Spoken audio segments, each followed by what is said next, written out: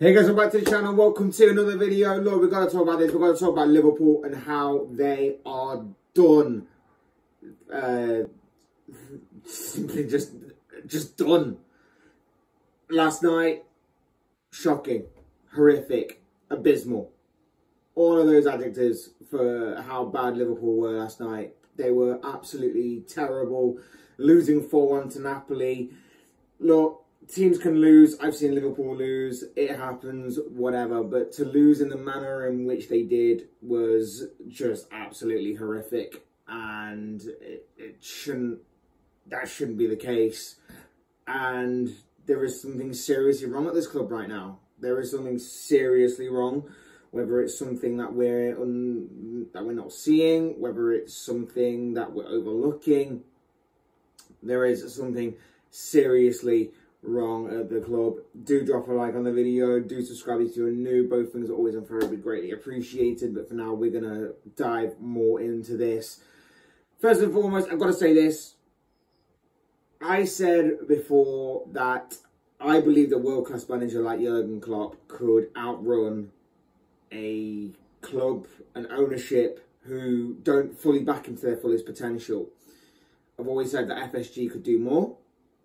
I've never said that they couldn't do more. I just said that they could do more, but I always believed that maybe on this one occasion, maybe a world-class manager could outrun and be creative in a sort of limited resource that Klopp had or was being given at his disposal, because FSG wouldn't loosen the purse strings a little bit.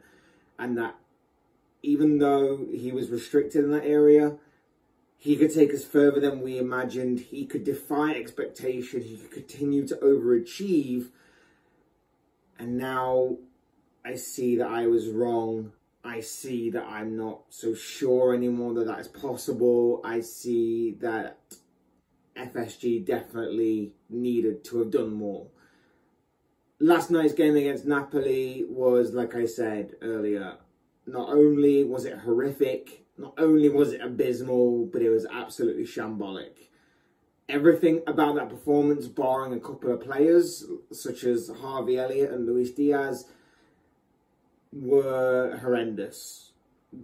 Everything about their performances was poor, littered with mistakes, basic ones at that, and it kind of summed up how this whole season's been. If you've been watching the entirety of the season, the Reds have littered this season with poor performances, poor results, something's not quite right. I know that obviously they've picked up a lot of injuries, but the quality is still there within the squad. The quality is still there within the team, and it wasn't so long ago that the majority of this team was getting to play in every single game possible in a Premier League.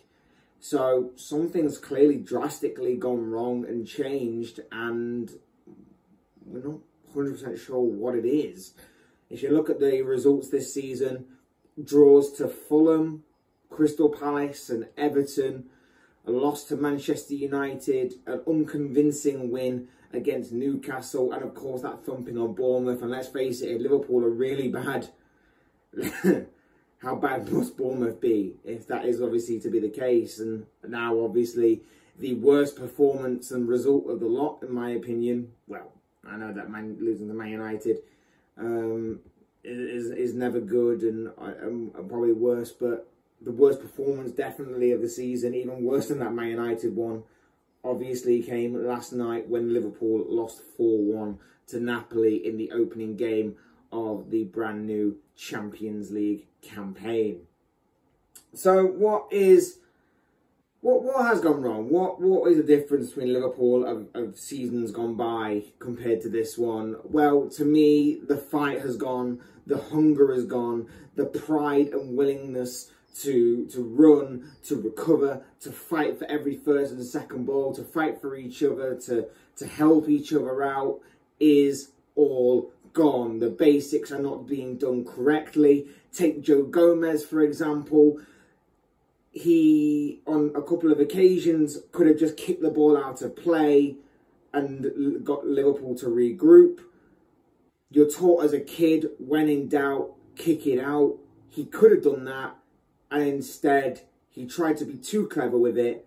The Napoli forwards were on him in a flash. They managed to get the ball, and although he was only punished on one of the two occasions, it still led to encouragement on the Napoli side that they could go on and really put Liverpool to the sword, which is eventually what they did. It's just a lack of doing the basics and a lack of almost intelligence, in the sense of game management and managing the game, and like I say, just simply enough doing the basics.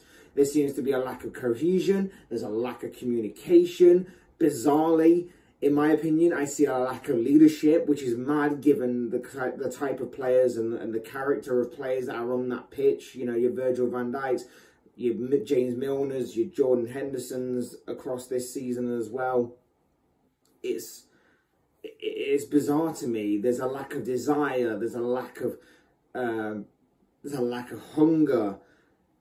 Dare I say, there's even a lack of unity, which is mad. So I think something has gone on, and I don't just think it's a case of what I'm going to dive into a little later in terms of the players being exhausted and being run down from years of being under this intense kind of Klopp regime and playing every game and whatever.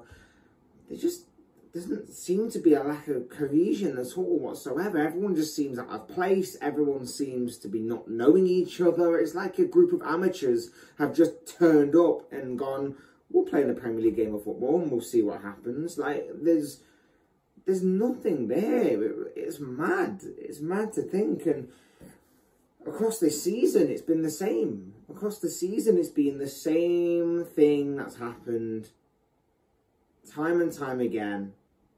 It's bizarre. And if you look at the second goal, it sums it up perfectly. The second goal for Napoli sums up Liverpool perfectly in the sense that there's no desire to recover. There's no desire to get back. There's no desire to help one another. No one's following the runner. Everybody's ball watching. And he does score a very well taken goal. And don't take anything away from Napoli. Napoli were excellent last night and deserve full credit. But Jesus Christ, it was absolutely abysmal, the defending. Some of the approach play was okay at times. Some of the approach play you kind of saw was a little bit better. Not by much. There's no way of saying it. The bar is set extremely low for that. But the defending every single time was poor. And like I say, for that second goal, if you watch it, it sums up Liverpool's problems perfectly. There's very little that Alisson could have done about it. But once again, fair play to Napoli. They put Liverpool to the sword, rightly so. They played extremely well, and you can't take anything away from them. They were excellent last night. But for Liverpool, it's got to a point where every time the opposition go forward, they look like scoring. Doesn't matter who the opposition is. Every time the opposition go forward, they look like scoring because our defence looks all over the place. And even when Liverpool are attacking, I'm honestly worried that we won't score and we'll be hit on the counter. I'm more worried that an attacking set piece or an attack for us is going to lead to a counter-attack that we're going to be unable to defend. And it's going to be rely on Alisson or we're screwed. And that can't be the case for a team that has had such a reliable defence for years and plays with that kind of high risk, high reward kind of thing that has worked so well that they're not adapting to it. We know that Liverpool play that high risk football. We know that it's high risk, high reward. We know that with VAR as well, that it has helped Liverpool trap teams, I guess you'd say, in playing that and playing offside and everything, and it's kind of worked out for the most part for Liverpool. Of course, there have been times where teams have got past it and everything, but for the most part, that's why Liverpool have been quite successful. And people do pick up on that and say Liverpool can't keep doing this, and they're right. They can't, because managers and teams and clubs are starting to work this out now, and they're starting to find them out, and they're starting to combat this very easily, and in doing so are sussing out this, and it's affecting game management. It's affecting game management for Liverpool. Take last night, for example, once again. Napoli were in on goal within the first few minutes. You're in a very hostile ground. It's a very tricky away fixture that you're having to deal with already. The last thing you want to do within the opening few minutes is give them fans any more encouragement than they've already got. They're loud, they're noisy, they're hostile. Don't give them anything within the opening few minutes that will lead them to think that they can go on and win that game. Liverpool needed to keep the ball. They needed to be just move the ball around, frustrate the opposition, frustrate the crowd, and then you go for it. But Liverpool got suckered into it. Liverpool's high line allowed Liverpool to attack, allowed Napoli to attack.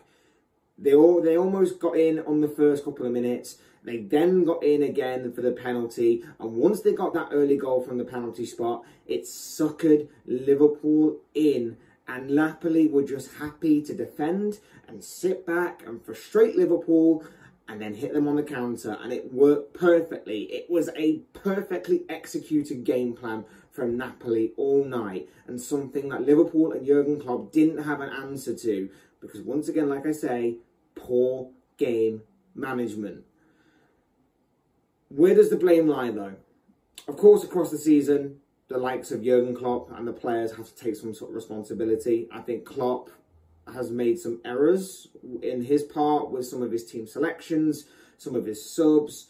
And, you know, I know in some cases that injuries and suspensions have kind of had his hand tied a little bit in that aspect. But at the same time, I think that with the options that he may have had available, a couple of those players could have been done with being trusted more and being thrown in to certain games. But, you know, sometimes that may be hindsight. It's, you know, it is what it is. And as for the players, they've seemingly down tools a little bit. And I never thought I'd say that, but they seemingly have. They show a lack of confidence. Even Virgil van Dijk, who's Mr. Confident himself, just seems like he's a shell of his former self right now.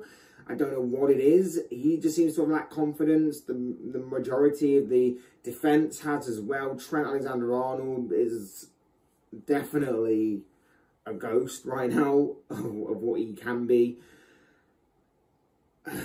It's mad. There's been so many poor performances, and maybe that goes down to, like I say, the intensity of Jurgen Klopp. Maybe it goes down to the amount of football that these guys have played across the years, and maybe it's the lack of rotation and the lack of transfer activity, maybe, or anything along those lines.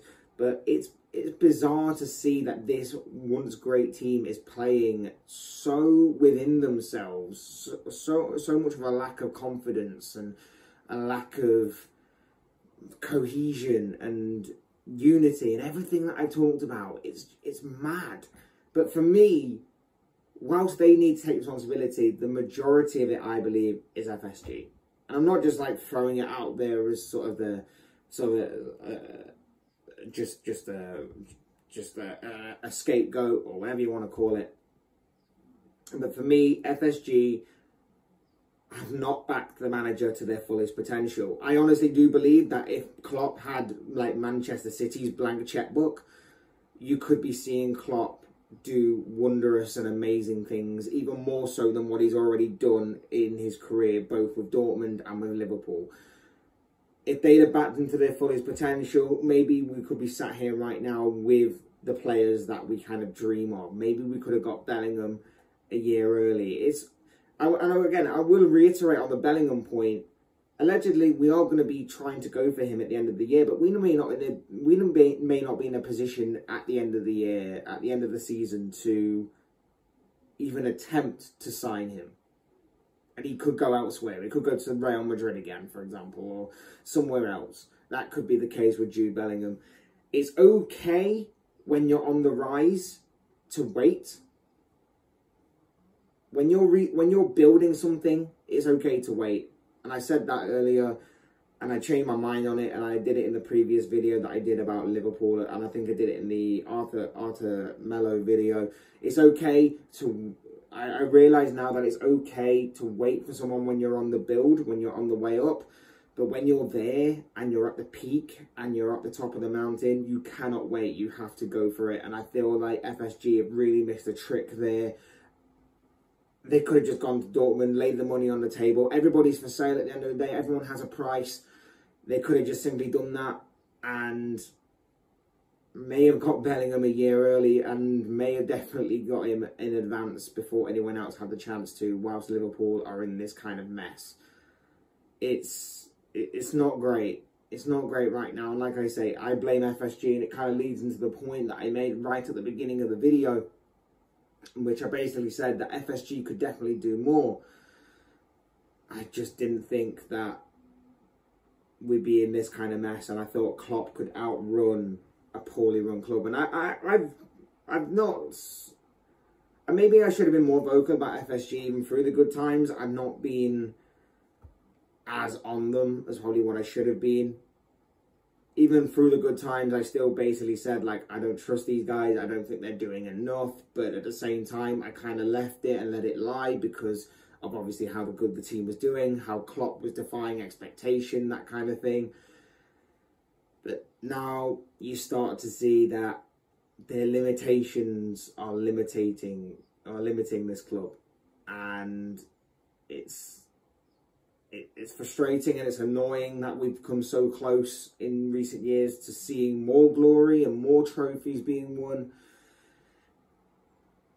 And maybe like Klopp can turn this around. Maybe with the injuries drying up, touch wood, that maybe, you know, things can be turned around, maybe with a few good results here and there, maybe with a few good performances here and there. Maybe things can definitely start to turn around for Liverpool and maybe they can start to get back on track a little bit. But at the same time, it really doesn't look good. And like I say, I think FSG need to have a sit down with themselves and they really need to start backing Klopp, because otherwise, it's not going to end well. It really won't end well, and it will end bitter, and it will end toxic, and it's just really bad right now. And I never thought it would get this bad, especially when you consider like the likes of obviously Thomas Tuchel being sacked yesterday. How out of the blue that came to be. Things can change in football drastically, and there just needs to be some sort of change, and there's something that needs to be sorted out right at the core of this club. And I think FSG are the source of it, and I think it filters through to the rest of the club. And I think there's something wrong with the club in terms of squad personnel and something along them lines. The injuries, the suspensions, the wrong decision making, the lack of cohesion, everything is just wrong right now. And it's baffling to see when this club was so good for so many years. Just hope that they can sort it out. But of course, those are just the thoughts, comments, opinions, predictions, feelings, whatever you want to call it, of this guy. I don't know what you guys think. What do you make of Liverpool's poor start to the season? Poor result yesterday against Napoli as well.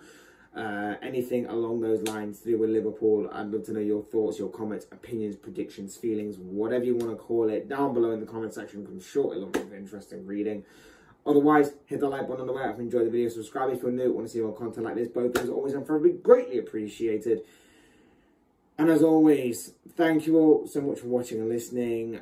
I've been Fletch.